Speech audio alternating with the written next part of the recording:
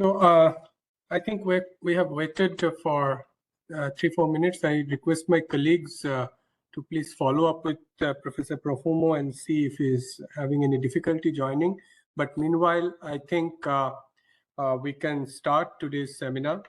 I welcome on behalf of RIS and on behalf of the task force and Professor Sachin Chaturvedi, I welcome all of you to this seminar 5 of T20 Task Force 3, Life, Resilience and Values for Well-being. As you are aware, this is this seminar series is mainly addressed by our very distinguished co-chairs who are immensely contributing to the conceptual and the empirical framework on life and related areas of sustainable consumption and production and various means that we seem to adopt as we go along. And we are aware that the context is in terms of India's G20 presidency and what G20 as a group can perhaps do. We are aware that the Think 7, the think tank engagement group of the G7 has just concluded with a very robust communique. So without further ado, let me, we have a very, very distinguished panel today, starting with Professor Francisco Profumo, Professor Lee Xiaowin, Professor Debolina Kundu, Dr. Dilanthi Koralagama, all of them co-chairs of this Task Force 3. And we, of course, have a special guest today, Dr. Alok Chaturvedi, joining us. And to chair today's seminar, we have none other than Professor Thomas Bogie himself. He has been part of this seminar series. He is the Littner Professor of Philosophy and Political Science at the Yale University.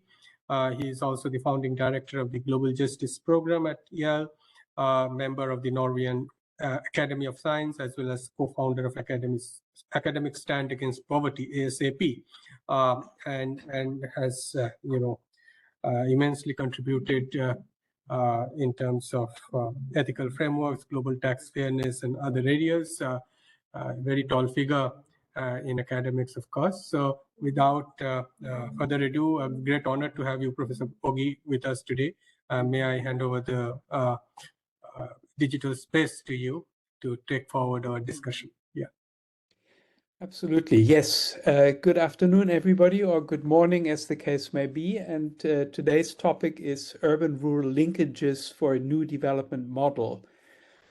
Since Professor Francisco Profumo is not with us yet, I think we will start with our second speaker, Professor Lee Xiaoyun, who is the Chief Senior Advisor at the International Poverty Reduction Center in China and Director of the OECD China DAC Study Group.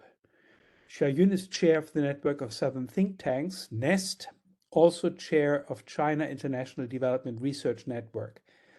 He's a distinguished professor and founding Dean of the College of the Humanities and Development Studies and Dean of the School of Public and Policy Studies, Director of Research Center of International Development at China Agricultural University.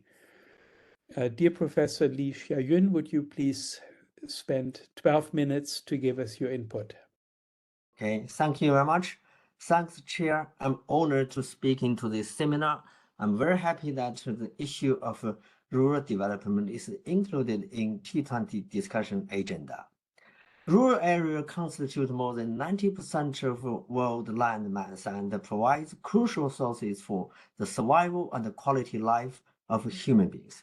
In many developing countries, rural area is still the place with deep poverty, poor infrastructure, and insufficient public services. The divide between rural and urban areas have left many people behind, also to a large extent affecting the food security, nutrition, and the health of the whole world population. Without sustainable and inclusive development of rural communities, it is not possible to achieve SDGs in many aspects. G20 and beyond have rich experiences of rural development in transformation process. Therefore, this seminar would make a great contribution for a wide scope of cooperation among G20 members to enhance the realization of SDGs. Driven by both domestic industrialization process and global force, rural societies are undergoing remarkable change not only within G20 member countries, but largely for middle-income and low-income countries. In common practice, rural transformation means the decline in the relative weight of agriculture in the national economy, migration of rural people to cities. Many developed nations experience this transformation process, particularly narrowed rural-urban gap. However, many countries in the global south followed a similar path but have not produced meaningful transformation in terms of rural-urban integration. The divide between rural and urban area has remained critical. Poverty, brain drain, capital outflow, poor infrastructure, and unequal social services provision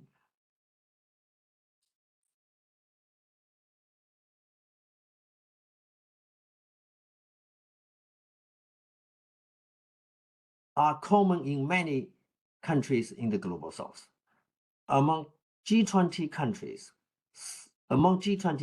three types of rural transformation patterns can be identified. The first one was driven by the spontaneous industrialization process with the large number of the rural people migrating to urban areas, and the rural-urban divide was gradually narrowed. The developed countries in Western Europe fall into this category. The transformation process in those countries has lasted for more than 200 years. For instance, England. Industrialization and gradually developed social policy contributed to this great transformation. The second type is the catch-up countries such as Japan, whose transformation process was lasted in a relatively short period of time, and the rural decline remained as a prevalent problem. Strong government intervention had been in place to converge on reducing rural-urban gap, but rural decline and external reliance of food security has still remained as an issue in those countries. The emerging economies and many other developing countries fall into third category of the transformation process. Those countries cannot completely repeat trajectory of the developed countries as a large proportion of the population still lives in rural area and small-scale agricultural production is still the dominant mode of production. Modernizing the rural area in those countries is a key to the decent life of the rural people, to food security of the whole nation, and even sustainable development of the whole world. Obviously, to integrate rural and urban development in a more harmonious way to cope with the structural challenge in transformation is the core element of a new development model for the most developing countries. China's transformation over the last 4 decades has been phenomenal. Share of agricultural GDP to total GDP declined to less 7%. Share of agricultural labor force declined to less 20%. Urbanization rate increased to over 60%, but rural-urban gap is still wide in all measures. Therefore, China launched the Rural Revitalization Program. This program refers to following aspects. First, to modernize agriculture to boost agricultural productivity for both land and labor productivity. Second, to develop a new rural industry to extend agricultural value chains and rural ecotourism to create job opportunities. Third, to invest in rural infrastructure and better social services and a better living environment for rural people. Fourth, to train and attract talent to rural area to innovate new rural industry and revitalize new rural values. Fifth, to improve the eco-environment rural area. Sixth, to organize rural farmers and ensure that farmers are the owner and the main beneficiary of the rural industry, rural property, and the rural environment. Rural development issues have been largely ignored in the previous G20 discussions. Based on the experiences in China and other developing countries, I propose to G20 to incorporate the new future reality into its agenda because, number one, without rural area, no better future life. Second, our attitude, behavior towards the environment, economic and social development, cultural diversity, as well as consumption are related to the recognition of the values of reality. New value system towards future reality with sustainable, inclusive, and just transformation is needed. To be more specific, I propose, number one, diverting more development finance into rural infrastructure in developing countries. Second, revitalizing new values of rural development with his holistic and sustainable development ideology. Third, encouraging government-led investment into purpose development projects to better public services as well as to create more jobs for rural people and marginalized groups. Fourth, mobilizing more resources from the private sector and non-government organizations to invest in rural industry so that young people can be attracted to the rural areas. Fifth, encouraging developed countries to enhance their agricultural development to ensure the global food security. Lastly, establishing a platform for knowledge and experience sharing and learning between the think tanks, academics, and even government officials. Training program based on multilateral corporations could be ideal to make exchange and learning experiences more fruitful. Thank you very much for your attention.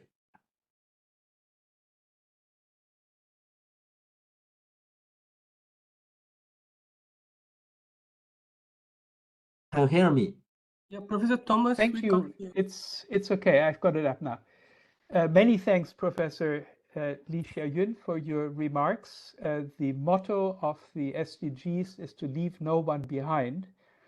And you have shown us the measures that we need to take in order to make sure that rural populations are not being left behind in that effort. So thank you for that. In the meanwhile, Thanks, Thomas. Our supposedly first speaker has arrived, Professor Francesco Profumo, and I will now invite him to be the next speaker. He has been the chair of the Fondazione Compagnia di San Paolo since May 2016. He was the Minister of Education, Universities and Research from November 2011 to April 2013, and chair of the National Research Council from August 2011 to January 2012.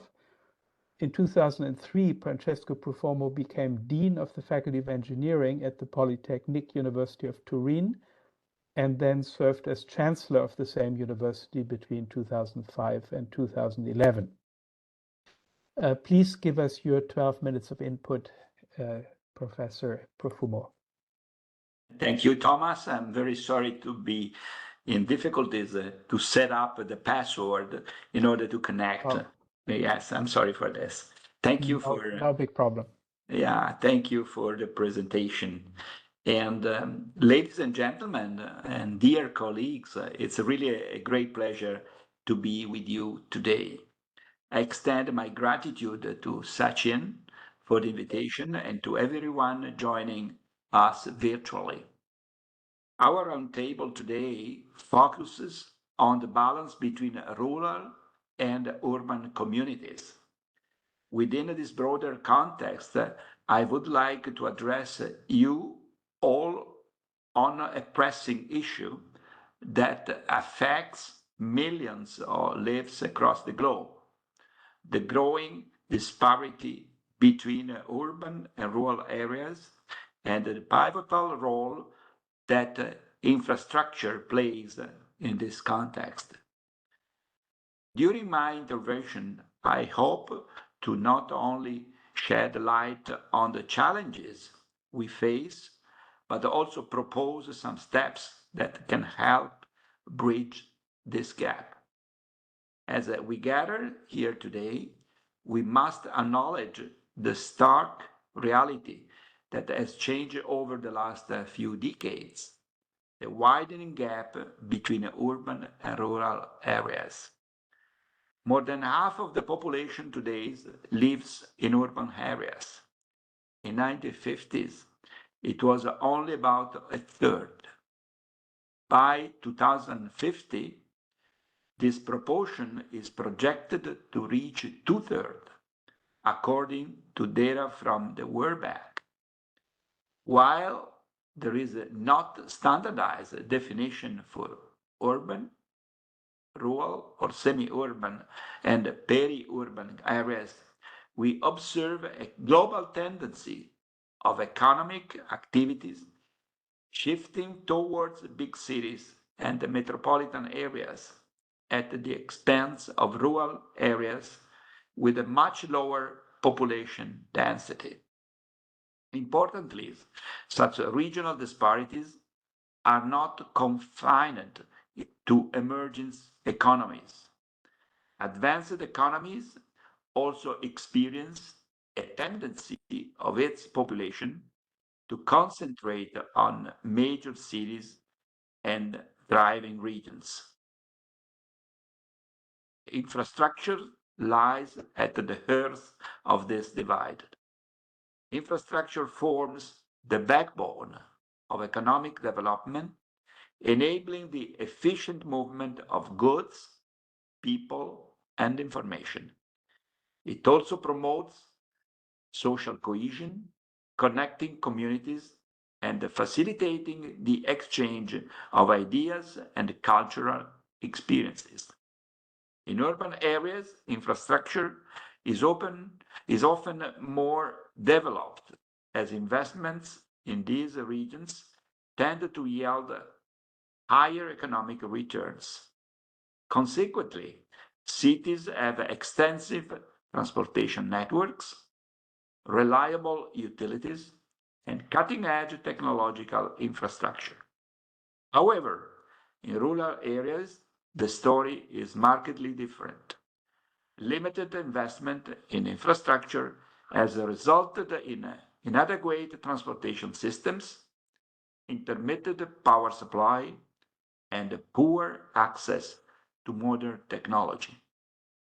This urban divide manifests itself in various forms, such as disparities in income, access to education and healthcare, and overall quality of life. These disparities have far-reaching consequences, not just for the individuals directly affected, but for entire nations and the global economy. First, let us consider the impact on economic opportunities. When infrastructure is lacking, rural areas struggle to attract businesses and investment, which in turn limits jobs opportunity for local residents. This disparity exacerbates income inequality and perpetuates a cycle of poverty. A prime example of this is the agricultural sector, which is often the primary source of income in rural areas. Poor transportation networks make it challenging for farmers to access markets, resulting in lower profits and reduced opportunities for growth. Second, the urban-rural divide impacts access to education and healthcare. Inadequate infrastructure hinders the development of schools and healthcare facilities in rural areas, limiting the availability of quality education and medical care for the rural population. These disparities contribute to lower education attainment, poorer health outcomes, and a lower overall quality of life. Additionally, the migration from rural to urban areas place a significant strain on urban infrastructure and the resources, ultimately exacerbating the disparities between the two areas. For example, the rapid growth of urban population can lead to overcrowded living conditions, increased traffic congestions, and pressure on public services such as healthcare, education, and waste management. It's clear that infrastructure has the potential to serve as a crucial tool for closing the gap between urban and rural areas, ultimately leading to sustainable development. Here, I propose a few concrete steps that the G20 countries can take to help bridge this gap. First, investment in rural infrastructure. The G20 countries should prioritize investments in rural infrastructure, targeting transportation networks, energy and water systems, and technology infrastructure.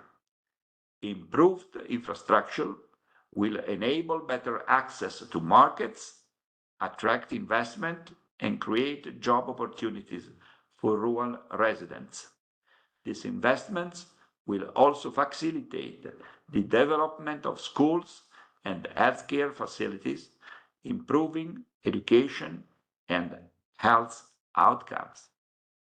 Second, promote regional development. Policymakers should adopt a regional approach to development, ensuring that economic growth is spread evenly across both urban and rural areas.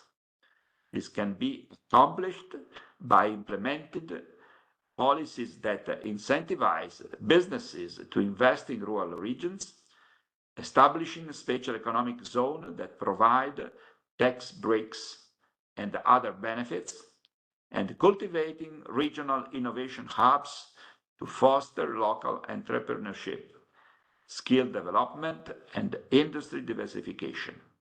In addition, government should promote public-private partnership and collaboration to further stimulate investment and growth in rural areas.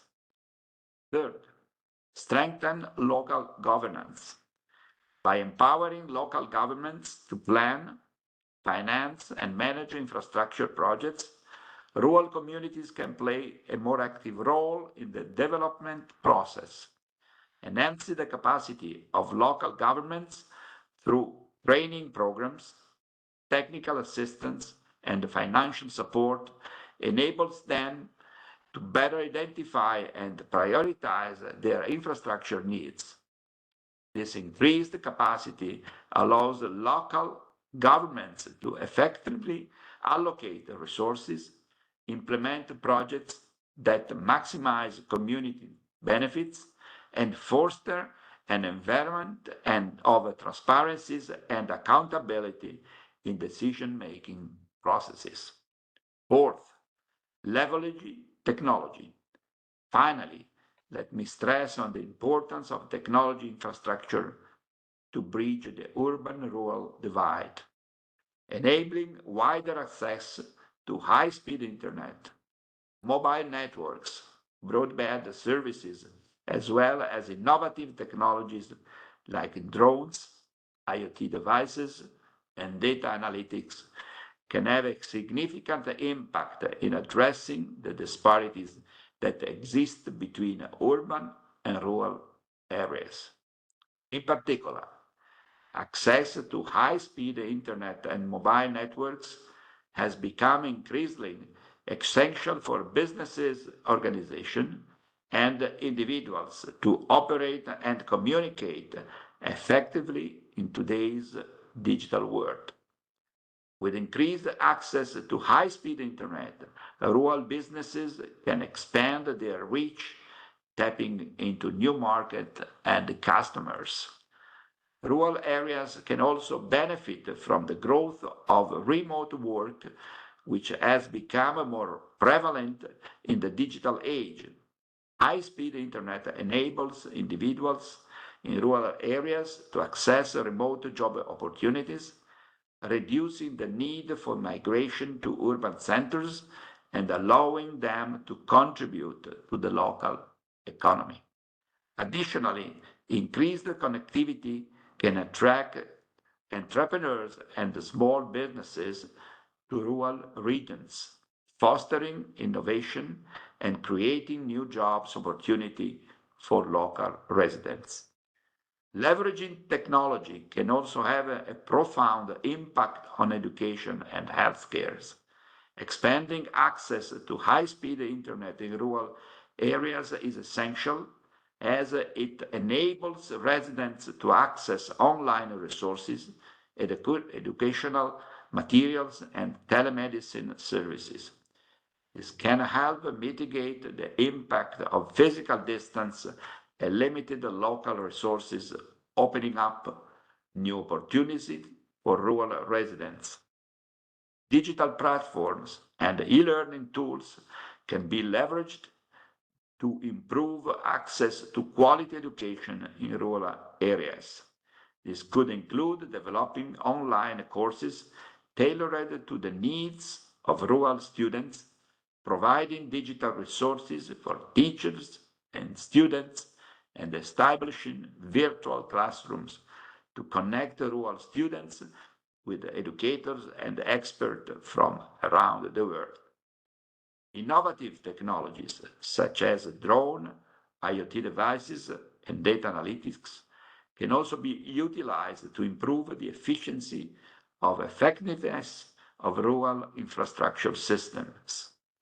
For instance, drones can be employed to monitor and maintain transportation networks and power lines, while IoT devices and data analytics can help optimize resources use and improve service delivery in areas such as water management and waste disposal.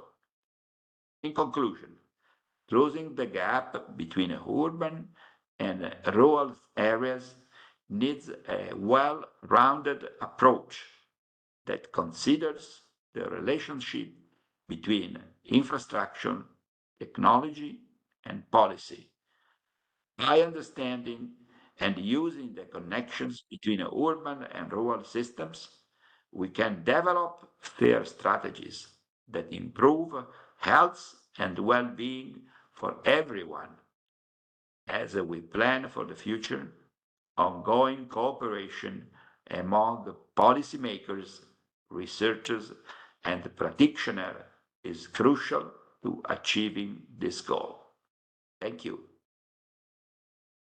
Thank you very much, Professor Profumo, for your very rich and clear remarks. You have shown us how modern technologies are able to connect rural areas much better to the cities, and how we can, with additional incentives and also with some delegation of political authority to the rural regions, develop these areas very much better and afford them a quality of life, education and healthcare included, that is entirely comparable to what we can offer in the cities. So thank you very much for that. And our next speaker is Professor Debulina Kundu, who is a professor at the National Institute of Urban Affairs in India and has over 20 years of professional experience in the field of development studies. She's a doctoral fellow with the ICSSR and has a PhD from JNU on urban governance. She has worked as consultant with ADB, LSE, IIDS, UNDP, UNFPA, UNESCAP, KFW, GIZ, the Urban Institute, the East-West Center in Honolulu, and so on issues of urbanization, migration, urban development policies, municipal finance, government, and exclusion. So please, Professor Kundu. Thank you, Chair. I have a presentation. Yeah, can you share your screen? Yes, I'm trying to share. Is it visible? Yes, it is. Yes. Okay. I would like to take this opportunity to thank RIS and Professor Sachin Chaturvedi in particular. It's a great honor and privilege to be participating in this seminar. A very good morning, good afternoon, good evening to all of you who have joined from various parts of the world. As we know that the world's population is increasing, I think my colleagues, the fellow panelists who have already spoken did mention that we were 1/3 urban in the 1950s. Now in 2007, we just crossed the 50% mark. In 2023, we are around 58% urban, and by 2050, we will be beyond 68%. When we look at the global rate of urbanization and the population, the absolute population, we find there is a declining rate of urbanization globally, but the rate is still high in Africa and Asia, where population base is also high, and these two continents have started urbanizing late and are still at the very high rate of urbanization. Level of urbanization is high in the developed regions of North America, Europe, Latin America, and Oceania, though rising in Asia and Africa, but even in 2050, less than 60% will be urban in Africa and 70% in Asia, which basically means that these are the two continents where rural-urban linkage assumes great importance.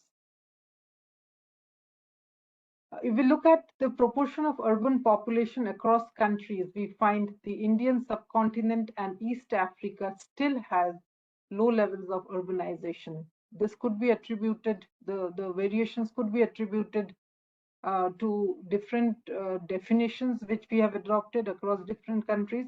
But even if we have a standardized definition, I think African urbanization is yet to pick up.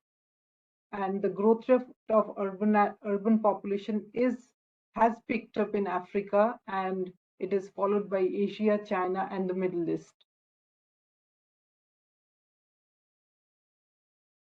When we look at the level of urbanization in the G20 countries, we find that most G20 nations are highly urbanized, and those with low levels of urbanization like India are likely to urbanize further, which again necessitates the need for strengthening of the urban-rural linkages.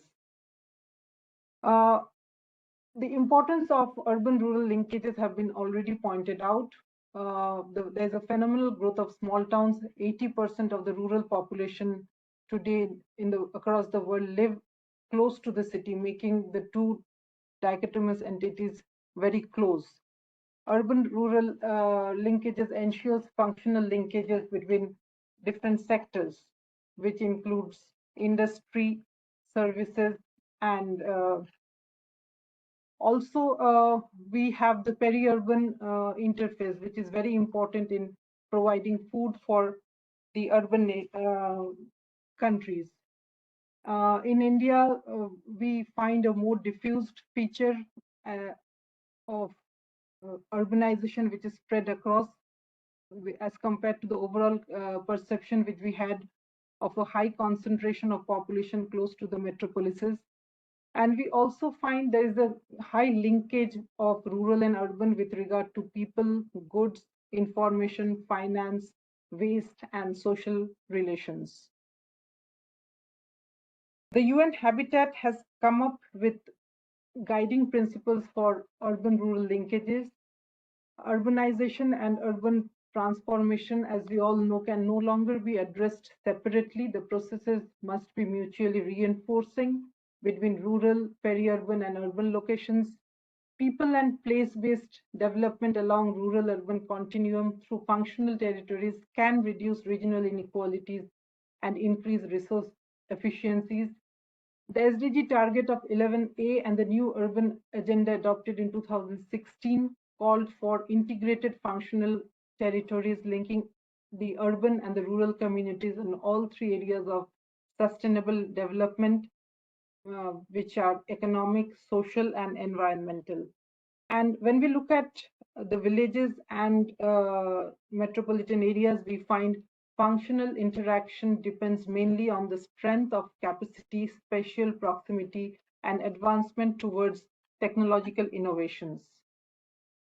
I'll just come to Indian story where we find there has been increment in urban population which has been systematically rising, and it is estimated to have surpassed in the previous decade. We are yet to come out with the census 2011, but once the data is released, we will certainly find that the increment in urban population has exceeded the rural population. Although there has been a systematic higher urban growth as compared to the rural, and a decline is there, but even with the decline, because we have a high population base, we have a large population being added to urban areas, although the growth rate has declined and is likely to decline further following the global trend.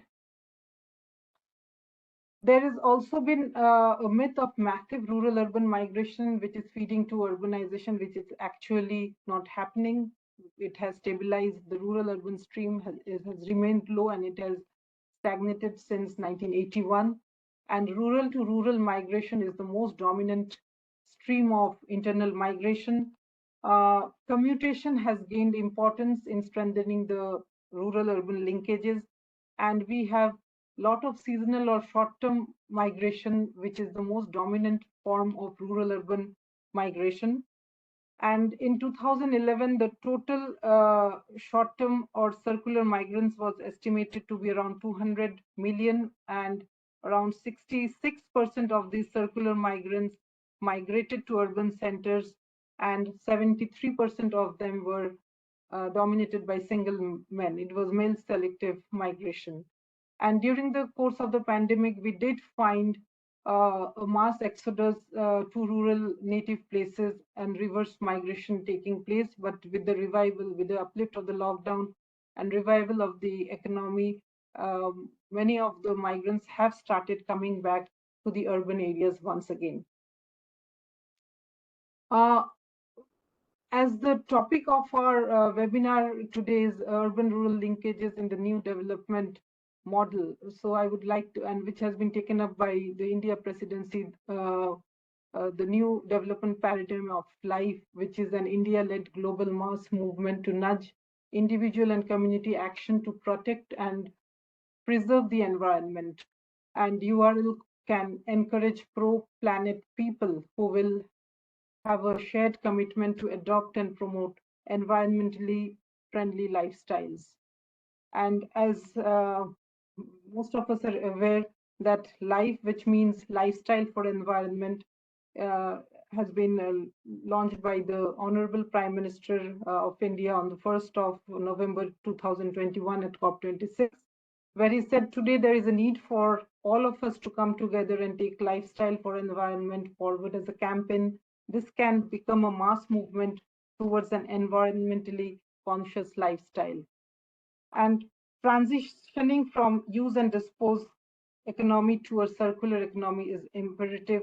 Environmental degradation and climate change impact ecosystems and populations across the globe, about which we all are aware.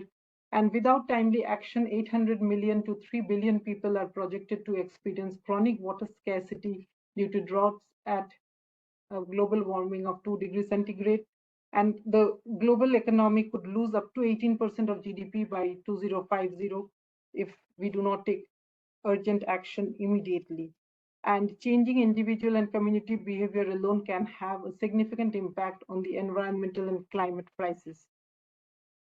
And India does have a rich experience in implementing large-scale behavioral change programs.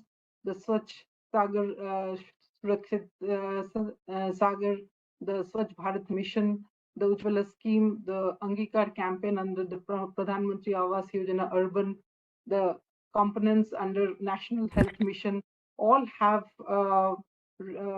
large-scale behavioral change programs embedded in them. The life also builds upon India's environment-friendly cultural and traditional practices. We have in rural India unique water harvesting techniques. We have street food establishments serving food on plant-based biodegradable utensils. Clayware is also being used. There are traditional practices which can be adopted in various architectural forms, which would also help in nurturing life. And the Indian government has also put a target of 80% of all villages and towns to adopt life by 2028. And urban link URLs and SDGs are also highly linked. And goal 11 explicitly mentions that we can promote sustainable cities and communities and support positive economic, social and environmental links between the urban, peri-urban and rural areas.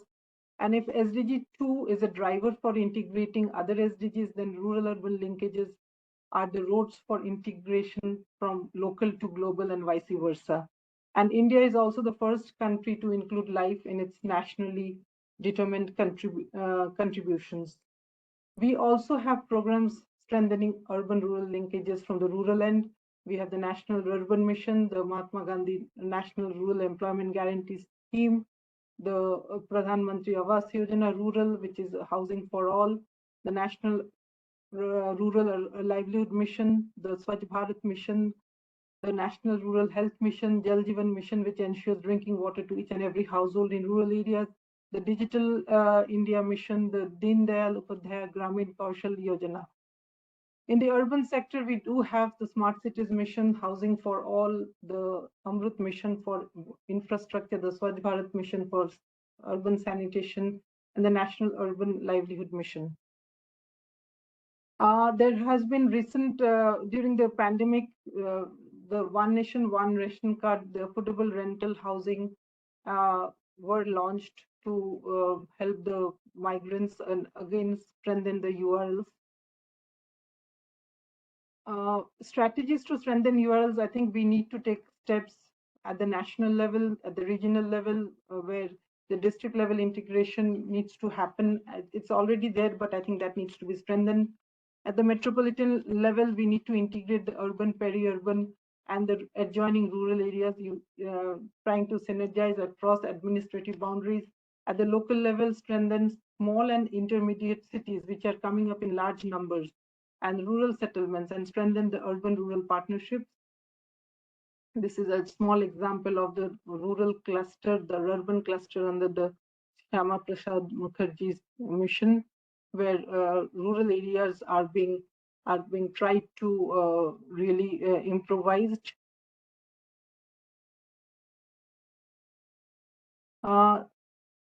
Policy recommendations again would be to diffuse the rural-urban binary and focus more on integrated development.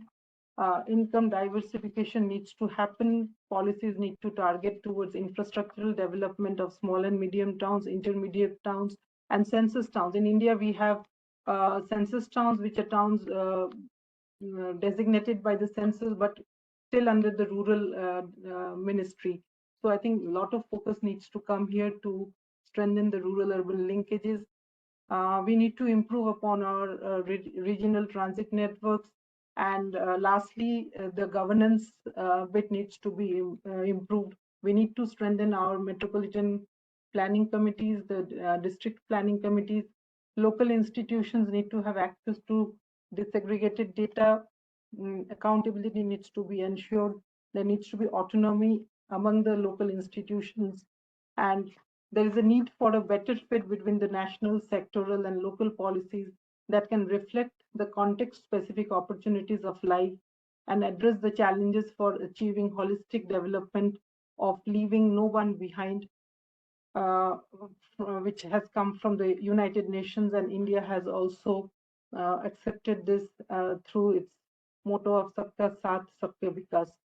I end here. Thank you so much.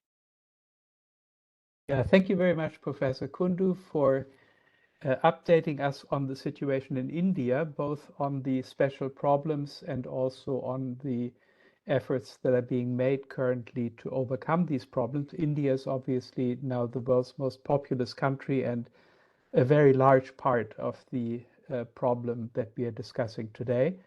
And thank you also for connecting this problem, the rural-urban problem, with the centerpiece of our workforce, which is life or lifestyles for environment. And of course, we cannot hope to bring rural populations to a reasonable level of quality of life if we do not overcome the environmental challenges that are often harsher and more serious in the rural areas than they are for the cities. So thank you very much for that.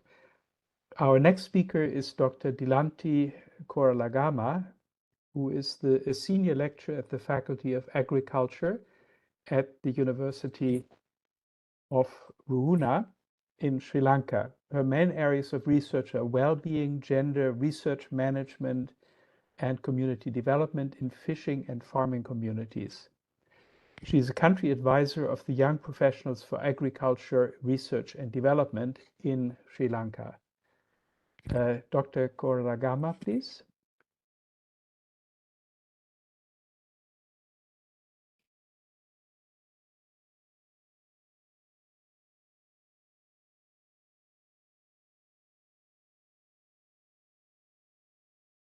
Can you unmute yourself?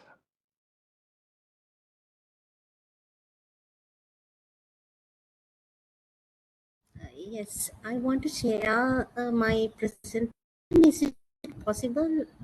Yes, at the bottom of the screen, there is a share button that you can use. Yes. And then window.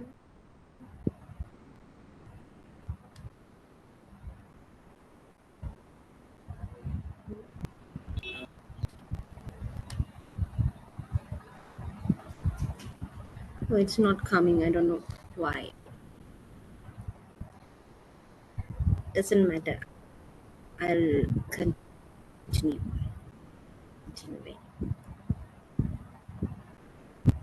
Maybe you have to be made co-host or something. That could be the problem. I'm not sure.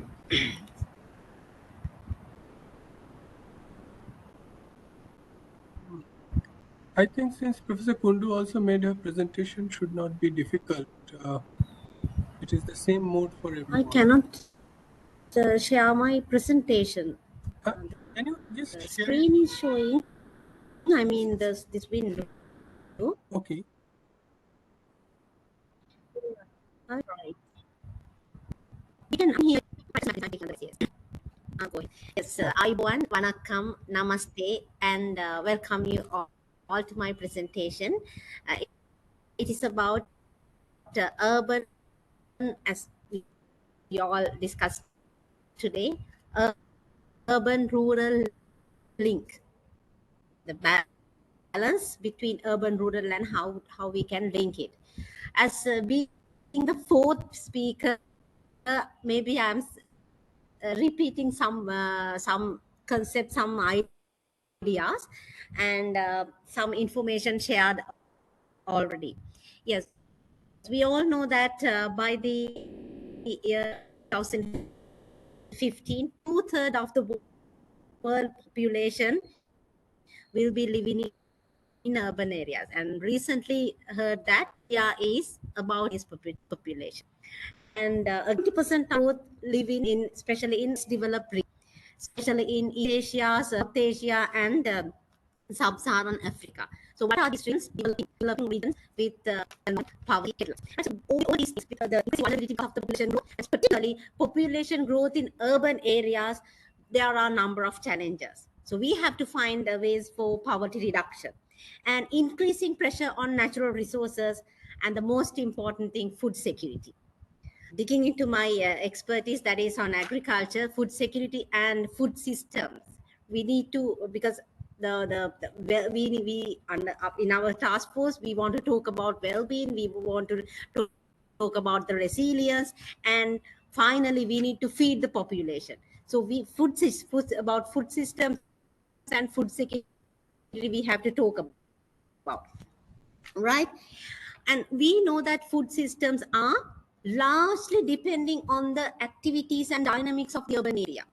Mostly, right now, what we could see is that the producing or the farming units are in rural areas, consuming units are in urban areas, because non-agriculture related jobs and industrialized environment is in urban areas. Rural areas, farming at different scales. In that sense, so that is why there is a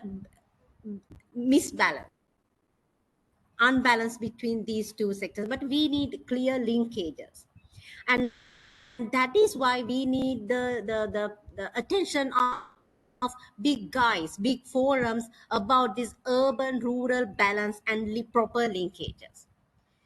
The different shocks that we experienced very recently, the best the most severe one was that COVID pandemic. During that time, we identified, we learned, we experienced that these food systems, supply chains, these are fragmented. Most of the areas were locked down during the pandemic, and they could not get sufficient food. And especially in urban areas, but in rural areas, there were there were not proper linkage, no proper infrastructure or linkages Dr. of Nilanti, or risk to rural community. Try to turn your video As off like and G20 see whether we get forums, better we sound need to that now way? look about how to link, how to bridge this urban. We have a sound problem. Could you try to turn your video off and then we try it that way? Thank you so much. Sorry for that. Now, how about the voice? It's better. Okay. Right. So I'll continue. Okay. Okay, sir. Yes. Yes. So, so that is why this G20 like forums, we need more attention towards these urban rural linkages, especially to enhance the food security. Then how can we do that? One thing is that urban, peri-urban agriculture. So it means that we need to promote agriculture even in the urban societies. It is difficult, and people would claim that there's no space, and there are a lot of agriculture innovations in my PowerPoint. Actually, I have shown some pictures even about vertical agriculture, hydroponics, all these things. So through these agriculture systems, we can introduce the urban sector even for some kind of production. That may be for the subsistence level, but it is fine, especially to cope up with during a risky time period like pandemic or climate change, climate related vulnerabilities, or that kind of situation. We can support with the urban communities with that kind of production. So we can bring the production to the urban areas. Second, we can move, we can shift some kind of processing industries to the rural areas. So it enhances the job employment opportunities. So one aspect in our task force is about the well-being. So by providing more employment opportunities to the rural areas, then we can keep them there, that place itself. Because right now most of the countries also experiencing climate induced migration. The human mobility is one thing, because the especially in rural areas, they lose their livelihoods because of the climate shocks. But if we take some processing units into these rural areas, we can keep these people employed in rural areas. So likewise, we can reduce, we can discourage rural urban migration, rural urban mobility, by enhancing processing or production units in rural areas. Then another point is that we have to establish good forward backward linkages. Now the world is digitalized, even the rural areas, every corner in the world, I believe, right? People have access to YouTube, access to internet. There are, and even big forums, big the developed countries, we can have enable that kind of platforms.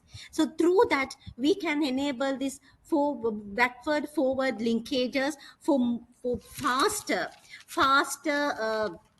food supply chains. Many of the speakers in this forum, in this webinar, mention about infrastructure development.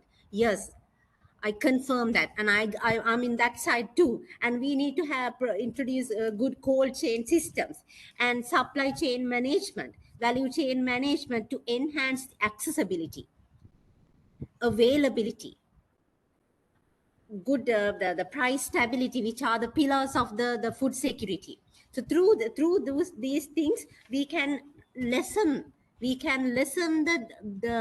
gap between urban rural systems, especially food systems in the agriculture sector.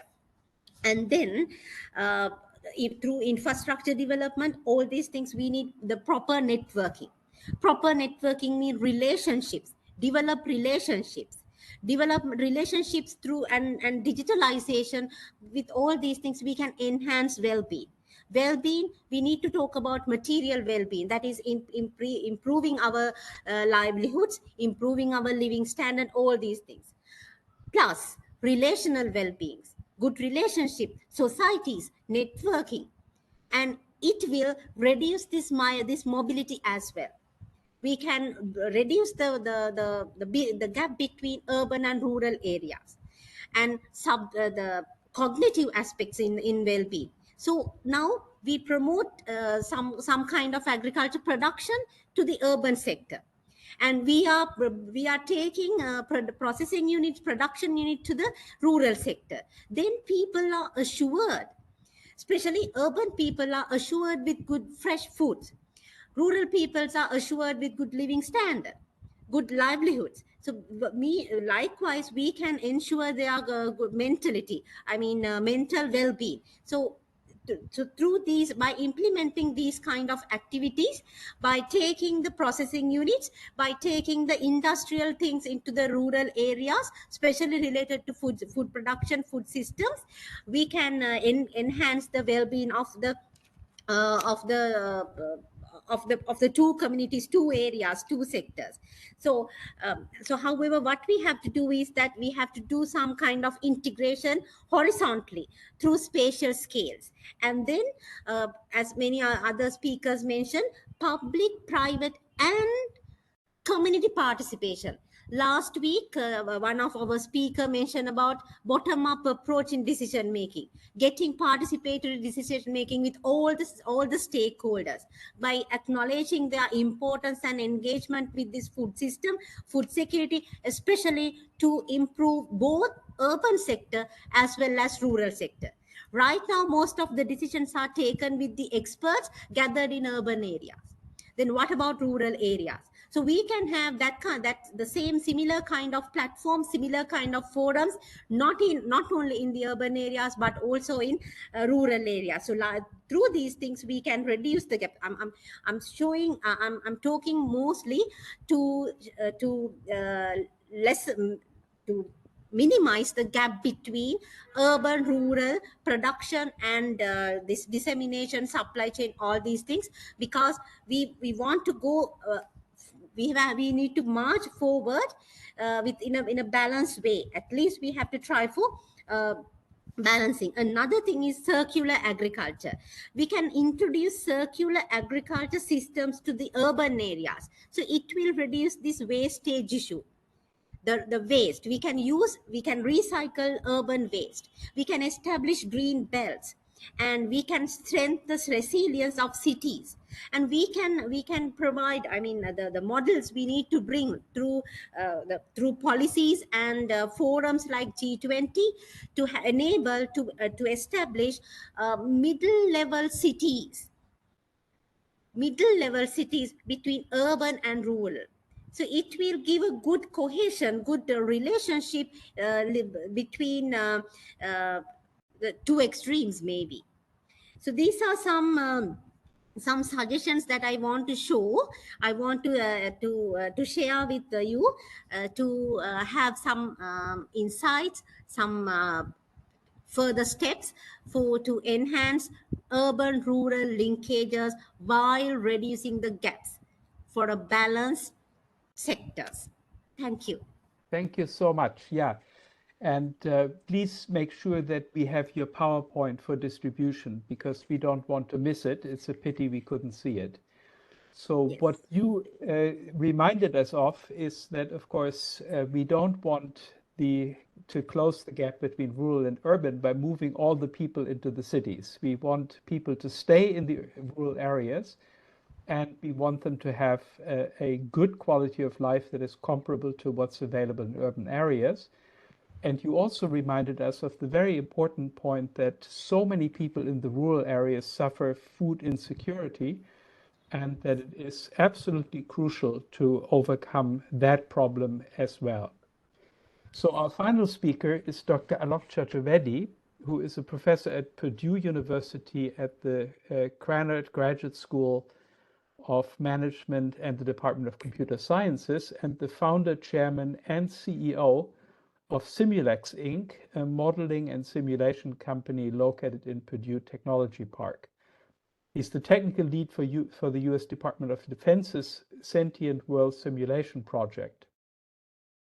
Dr. Chaturvedi is also the founding director of Purdue Homeland Security Institute and has served as adjunct research staff member at the Institute for Defense Analysis in Alexandria, Virginia. Professor Chaturvedi, you have your 12 minutes in the sun.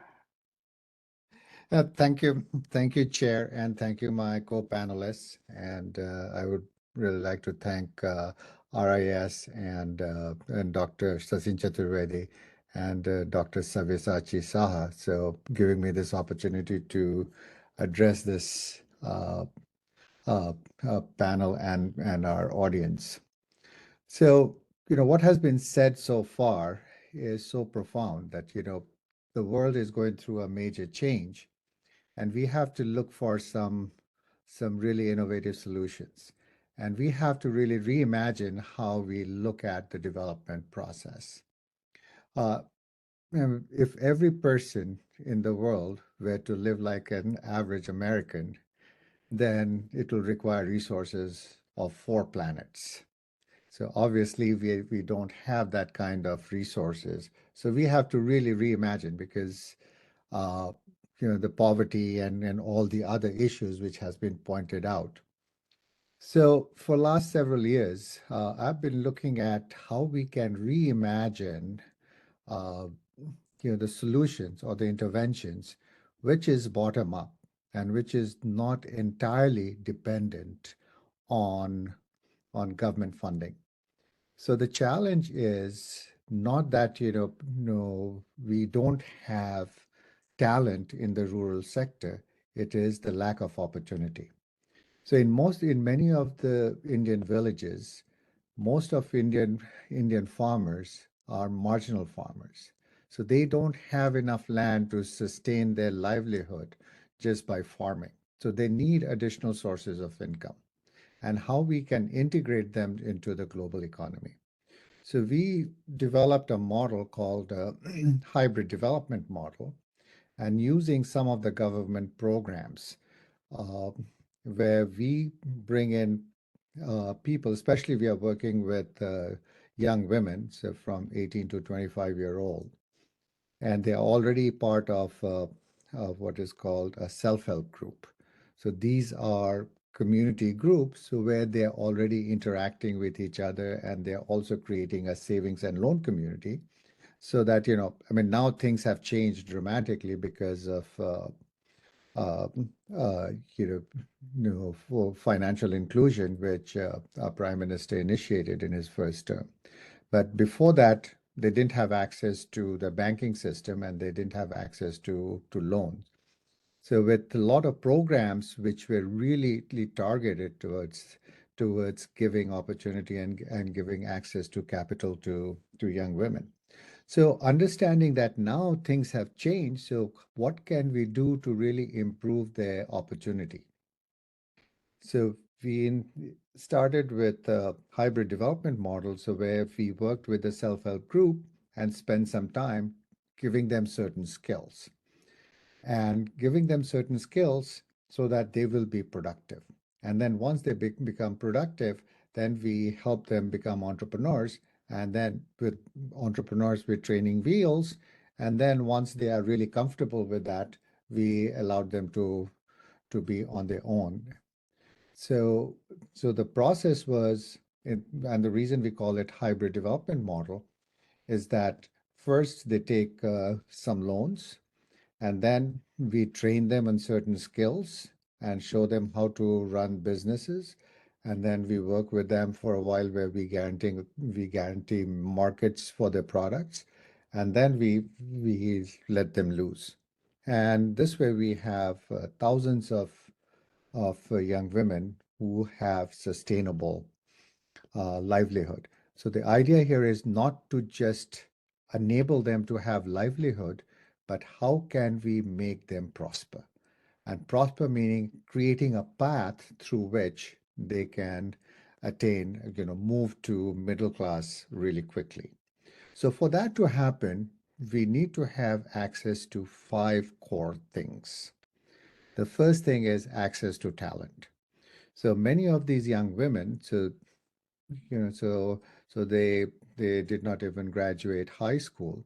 So how can we change, give them access to talent? So working with NGOs and working with local communities, universities, and so we provided them a way where they can go to the rural community and train these women, show them how to do things. I mean, initially we started by showing them how to run a business.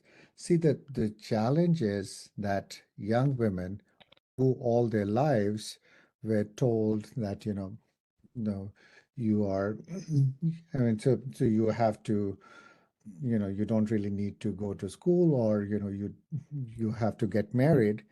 And the population problem really starts with that, if women getting married in early ages. So several of the tribal communities where I have worked with, so although the legal age is 18 or now 21 for women, marriage age for women, but in reality things happen much earlier, and it really starts the cycle of poverty. So getting women involved and engaged and giving them access to talent, and through access of talent, giving them access to knowledge. So we developed a mobile game, and this was a mobile game which we gave to a lot of these young women on their smartphones. And these were very simple story-like mobile games, learning how to engage, how to start a business, how to run a business, what does it take, and in very simple story-like manner. And so once they started doing that, then we got them into starting a business. Then the third thing is having access to capital. Excuse me. So now it is a lot easier with Mudra loans and stuff. But we also started a program, what we call is mentor investing model. So where we got some young women, educated young women, to put in very small amount of money.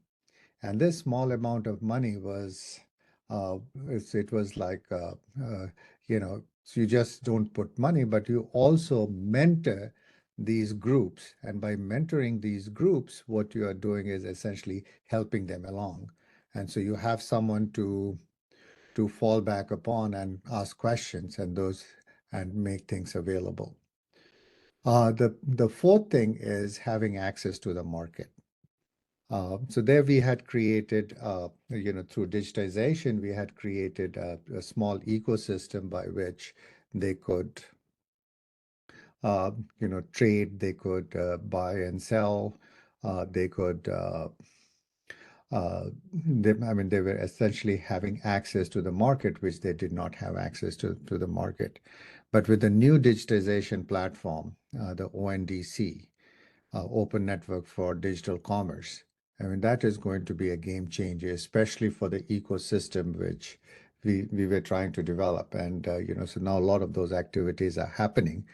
So it'll be very easy for them to connect to ONDC and be discovered, and will be able to deal with having access to the market. Now, another interesting thing, so we have been talking about urban-rural linkages. So here the idea is to have people stay in the village but have access to opportunity. That's why the fifth thing, I think, which is the most exciting thing which we have done, and that is creating factories on wheels. So instead of people coming to, the biggest thing is, how can you really have those high-paying jobs? And so here we created factories on wheels. So here, by creating factories on wheels, so we are more or less upending the classical notion of development. So, and also in the labor market. So instead of saying, look, you have the capital, which is the factory, and then you have the labor who earn wages. So here we split that. So we are saying you are capital and you have human capital, and they are all independent agencies. So if the human capital owns the customer, then they rent time on factory. And if the factories own the customers, then they rent time with labor. So here the opportunity is that the wealth can be created on both sides. So the human capital, they are not just the labor, but they are also entrepreneurs. And so this way, matching them through a platform, through digitization. So that is one of the things which we are working on. So essentially factories will become like Ubers, and people can, so it can be scheduled, they can go to different places. So we are also trying that in the United States, having factories on wheels, and totally reimagine how the labor market is going to work. So these are the 5 core pillars which we need to really create a new models where you don't really need these migration, but you are creating opportunities in the village where if someone is a farmer, so once you have sowed all the, you have gone through the sowing process, you have time on your hand, you can pick up another skill and you have additional income. And so these incomes, so that is where we are training people and using and coming up with more configurable technology. One of the projects which we are doing on the urban side, so most of you may have seen the tailors, so those push cart food tailors of food push carts, so where you have dosas and some of the other things which are being made. So there too, what we are doing is we are working with engineering students, and we are coming up with some innovative designs, so where we can have the taste as well as the cleanliness and as well as waste disposal, where everything. Essentially, we are developing a framework where we can look at McDonald's on wheels. So building all the supply chain, and it'll be in all standardized containers and stuff. So again, here, all the tailor owners are entrepreneurs, and all the people in the supply chain, they are entrepreneurs. So another thing which we have done is we are working with the rural community, and we are working with some more wealthy farmers and helping them set up. So we have standardized what is called we've transferred some technology from Purdue, and these are storage bags, so which eliminates moisture loss and pest loss. So instead of having big factories set up, so we have more or less created factory pods. We have designed them, and those will be essentially, I mean, so there are some design improvement but we have lined up number of larger farmers who are going to produce these bags, and then so the whole supply chain will have access to, not they won't be just trading, but they will be part of the supply chain where they will be having a piece of margin. So as the number of bags they sell, so the income increases, as well as they have some ownership along the way. So we are trying all these different, I mean, so we are looking at totally reimagining how we can solve this problem. So the traditional way is not going to work. Putting in big factories is not a life, so it is not going to have a major impact. I mean, it degrades the environment. So whereas having these small linked factories on the wheels, which are digitally connected, so where the capacity can be increased, so it creates a recession-proof things where the factory can be rejigged based on different needs, and so people and these factories show up on their doorstep where they can work, they can take care of children, they can take care of their elderly and still work and get things done and be part of a global economy. So I'll stop here for any other questions and stuff. So thank you all for listening. Thank you very much, Professor Chaturvedi, for these fascinating remarks on how modern technologies and modern enterprise theory can be harnessed to improve rural lives, and especially the idea of factory on wheels is quite a fascinating idea, the Uberization of factories, and it's a fascinating idea, and I look forward to learning more about it. But for now, we are running a little bit behind. This is my fault, and I apologize for it, but we do have time for questions, and I hope that some of you will have questions, suggestions, comments for any or several of our speakers. Any hands, please?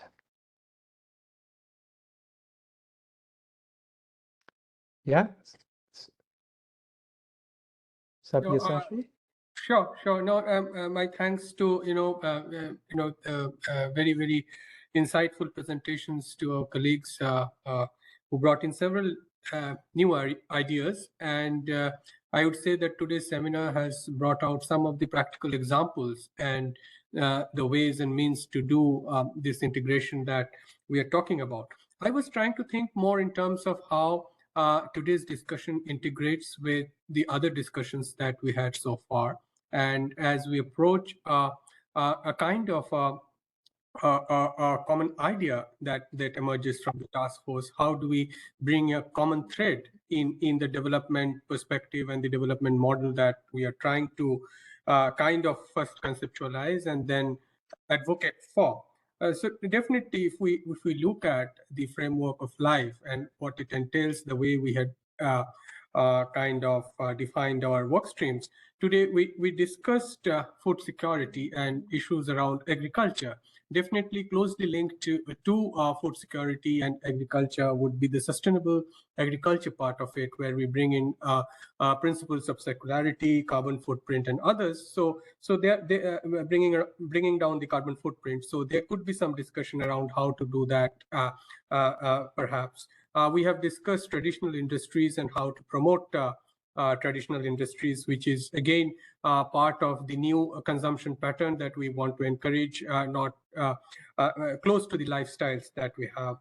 And then, of course, something that came up in several of the discussions was about specific groups within the rural community. So how would we address the concerns of the women. And because in many cases, perhaps in India, as we see, women are left behind. So the men move to the cities and women are left behind. So we need a special focus on women for that. And we also are aware of the unpaid care work that they carry out.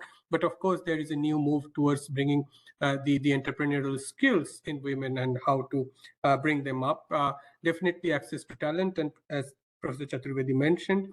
And of course, the other group that we must not forget is the aged population, who are again left behind in the rural areas. And what about their well-being, etc. The other part that we are also taking up within this task force is about financing. So financing of public goods in rural areas is of key significance. And as we know, the fiscal position of the urban local bodies and even lower down in the rural areas is not so strong in developing countries. So how do you improve that? And the new opportunities that technology and digitalization perhaps bring in to close this gap. Finally, my kind of curious question to everyone would be, if you feel very strongly about, as you know, in our task force, we are also discussing new measures of development, going beyond GDP. What parameters from rural life and well-being you think would be important to be measured, perhaps for an overall well-being framework? So this much from my side, and I look forward to in the interactions.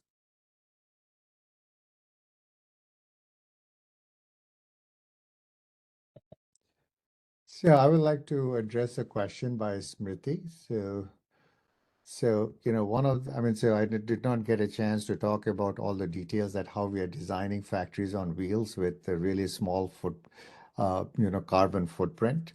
So, so with solar panels and, so there are a lot of things going on into the design of these factories on wheels.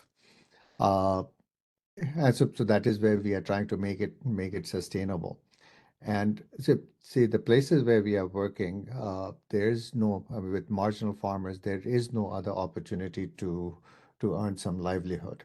And there are some communities that are so poor because, all they could grow is just enough food for them so this is pre-pandemic I'm talking about. A lot of things have changed since the pandemic.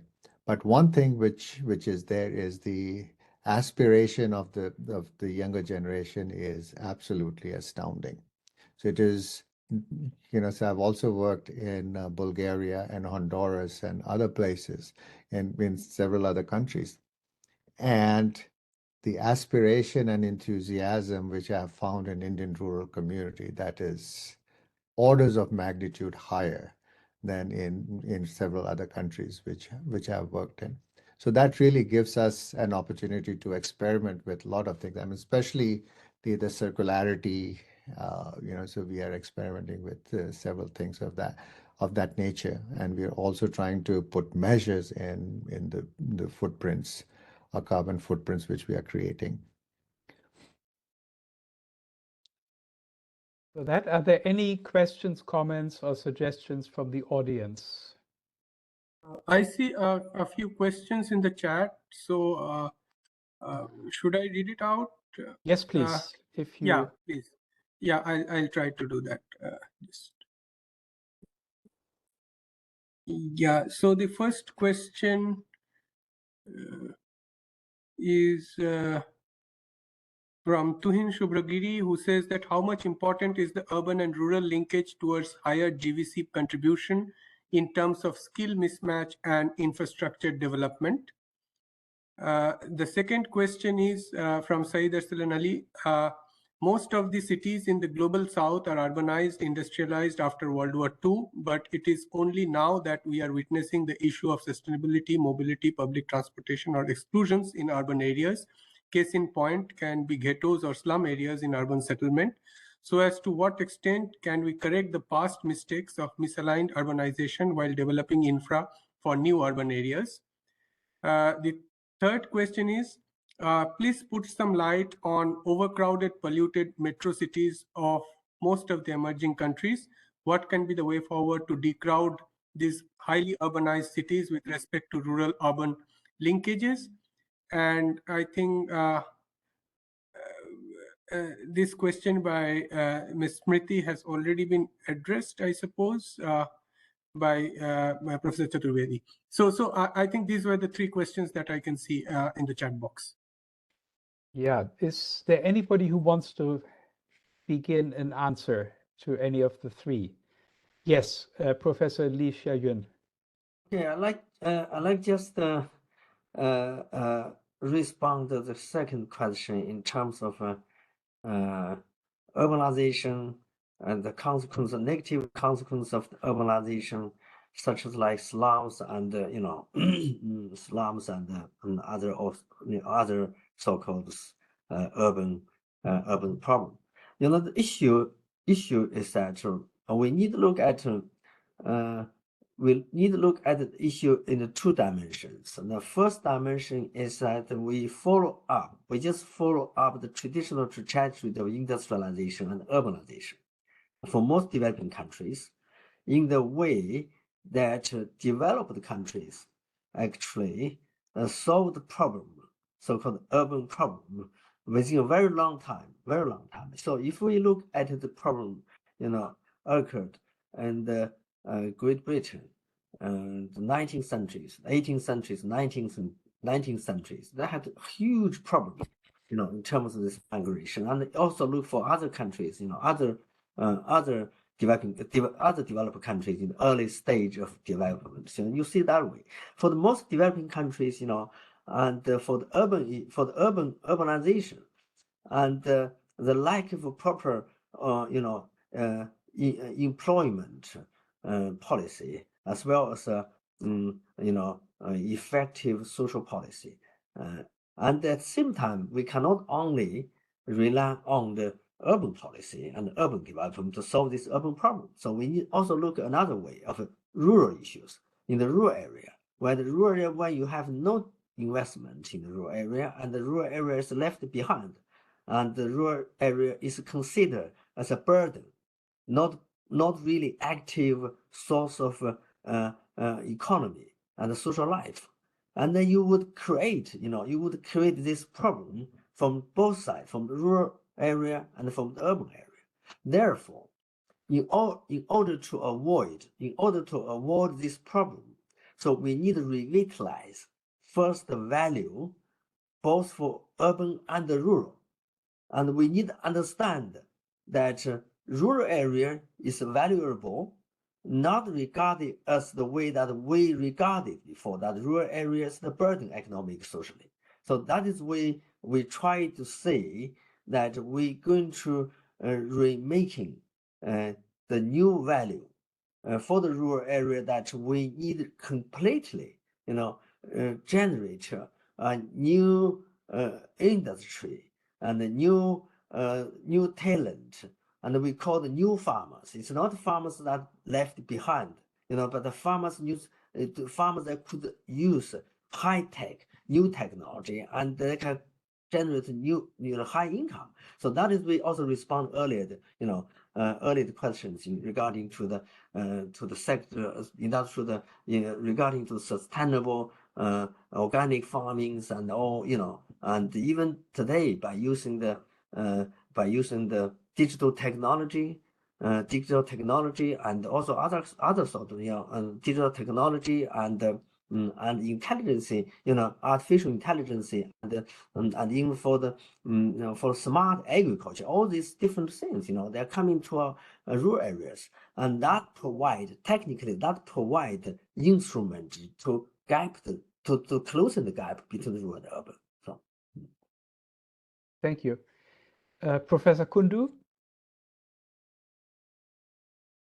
Thank you. I would like to comment. I think that we would have a bearing on all the three questions. So first, I would believe is the planning part, because most of our towns and cities which grow organically in the cities of the global south, we do not have a strong planning mechanism. If we take the case of India, 2/3 of our cities are unplanned, and even cities which are planned are not 100% planned. In Delhi, we find 70% of Delhi is unplanned. So I think planning needs to be strengthened. The slums develop, the cities which are overcrowded. I think there could be some sort of retrofitting, redevelopment of those cities. Smart city components could be brought about. But in order to restrict congestion, we could go for compact city development through retrofitting. The 15-minute walk, within that span, one could access all services. So building accessible infrastructure within 15 minutes of walking distance, that could be one strategy. And also to develop the peri-urban areas, where again rural-urban linkage comes up in a big way. There, if the peri-urban areas, the census towns which are growing just now, in case of India, the intermediate towns, if those are developed, I think congestion in the big cities can be tackled to some extent. And the government of Orissa has brought about a very good innovative method of tackling slums. What they have done is that they have launched the Jaga mission. Jaga means land. So they have given land rights to the slum dwellers. And they have launched another mission called Mukta, which is Employment Guarantee Scheme. So when these two missions are working together, the slum dwellers are having access to land where they can build a dwelling unit for themselves. And through the Mukta scheme, they are getting access to employment, and that wage employment is being utilized to create infrastructure for the neighborhoods where the slum dwellers are there. So the slum is no longer a slum. It's the government has brought about the fourth tier of governance by empowering the slum dwellers, and through this, I think the entire state is going for slum proofing, which means that they are also taking into cognizance the future slums which may come up. So I think such innovations could be learned by other cities, and through peer learning, I think to some extent we can solve the issue of slum development. Thank you. Thank you very much.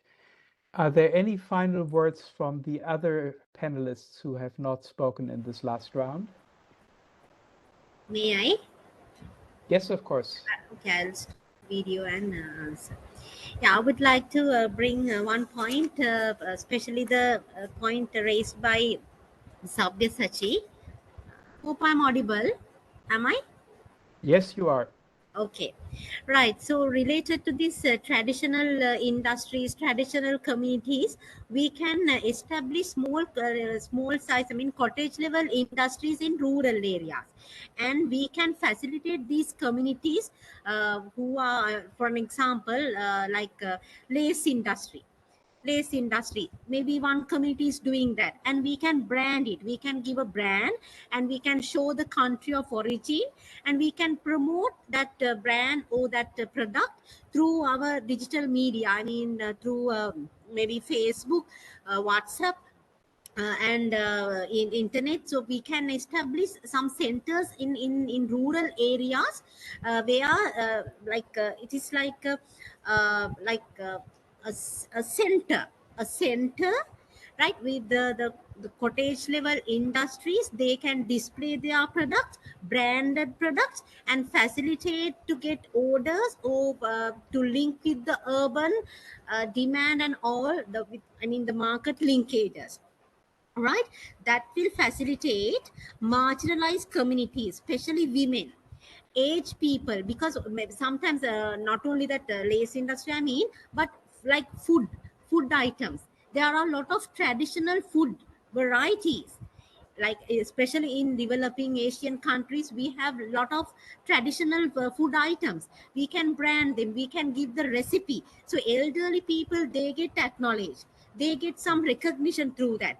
Women, they can get together, they can make their own societies, like give the name of that food item and brand it, and show it the youngest the youth, young entrepreneurs. Then they can engage with this market channel, they can give the publicity. So likewise, we can give some recognition, acknowledgement for the traditional products, traditional industries, and utilize the idling women labor, and even the knowledge, expertise of our elderly population. So that kind of ventures we can introduce with proper market channels. Thank you. Professor Profumo, you have the right but not the duty of the last word. Thank you. I really appreciated all the speech that we had today. I have the feeling that we really went in deep to the problem that was posed in this relation between urban and rural areas and the role of the infrastructure and the innovation and the new entrepreneurship that could be very relevant for the next generation of these policies. Then I have the feeling that today was a great day. All the contribution, they are very good. And I have the feeling that in the next months, maybe we needed to organize some other events on this line. And thank you so much. Okay, then it is my turn to thank all the speakers very much and turn it back to Sabyasachi, who will speak the final words, I think. I give the mic to my colleague Saeed, who would propose the vote of thanks. And thank you, of course, Professor Pogi, for this excellent moderation. And we really had a very good discussion, very rich discussion from everyone. Yeah. Thank Saeed, you. over to you. Thank you so much for giving me this opportunity. So, dear colleagues and attendees, as we come to the close of our fifth session, I would like to thank the Task Force 3 co-chair, Dr. Sabyasachi Saha, for the welcome remarks and setting the tone for the session. Next, I would thank the chair, Professor Thomas Boge, and to the speakers in today's seminar, Professor Francisco Profumo, Professor Lee Shoin, Professor Debulina Kundu, Dr. Dilanti, and Dr. Alok Chaturvedi for their informative and insightful presentations on urban-rural linkages for a new development model. My thanks to the audience for their active involvement in the seminar. Finally, I thank the co-chair for their participations in the discussion, making for a vigorous and stimulating session overall. We hope to see you all again next on Friday, the 5th of May, and it is pertinent to mention that we would be having our last seminar of our TF3 seminar series on the final installment of financing for sustainable infrastructure on 5th of May. So I do hope to see all of you in the final seminar on 5th of May. Thank you so much. Thank you. Thank you.